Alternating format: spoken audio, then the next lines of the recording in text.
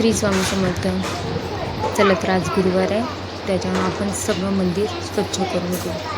देवांना स्नान करून घेऊया, सगळे स्वच्छ करून घेऊ. तुम्ही पाहता मी गणपतीचे सर्वात प्रथम गणपतीला स्नान घालून घेतलेले आहे स्वच्छ. आणि ही माझी चिवताई बघितलं, मला सांगते गणपती बाप्पांना आंघोळ घालायला धरले. तिचं चालू आहे गणपती बाप्पांची पूर्ण स्नान करून त्यांना पुसून बाजूला ठेवते.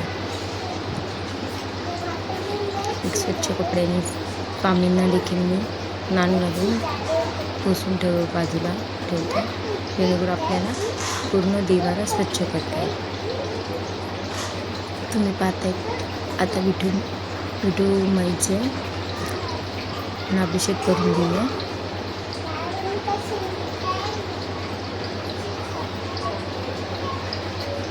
अशा पद्धतीने अभिषेक करते. आणि आता माझी ही चिवताई मला सांगत होते की तू आज सगळ्या देवांना नवनव करणार आहे का.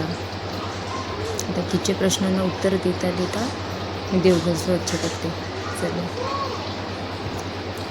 दर गुरुवारी मी पूर्ण देवघर स्वच्छ करून घेते असं, तसंच आज आपण करून घेतो.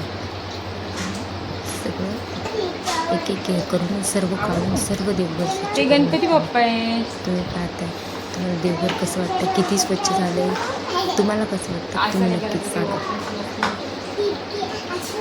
आता एक वस्त्र घेतलेलं आहे स्वच्छ, ते मी असं आसन म्हणून त्यांना ऐकून त्याच्यावर आता देव सगळे आपण स्थापित करून घेते. परत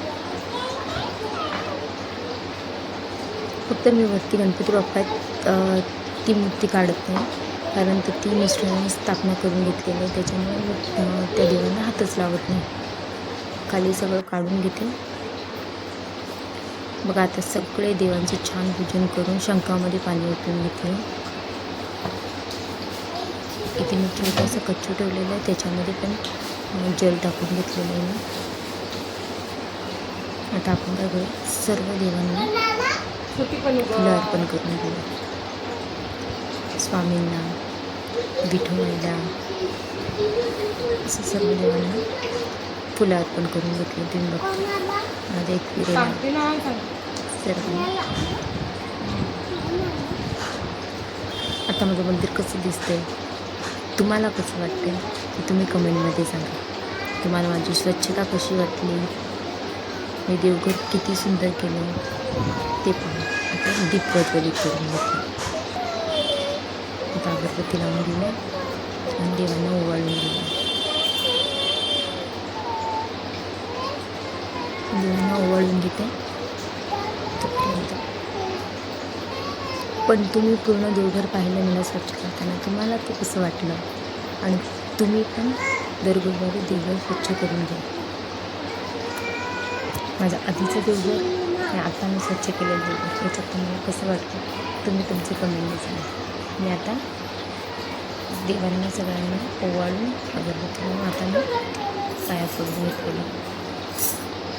मी देवांना नतमस्तक होताना माझी चिवताई मला आशीर्वाद देते. स्वतः पाया पडते आणि मी देवांच्या पाया पडते. तर माझी चिवताई बघून मला आशीर्वाद देते, म्हणजे मी केलेली भक्तीचं मला तिने आशीर्वाद दिला.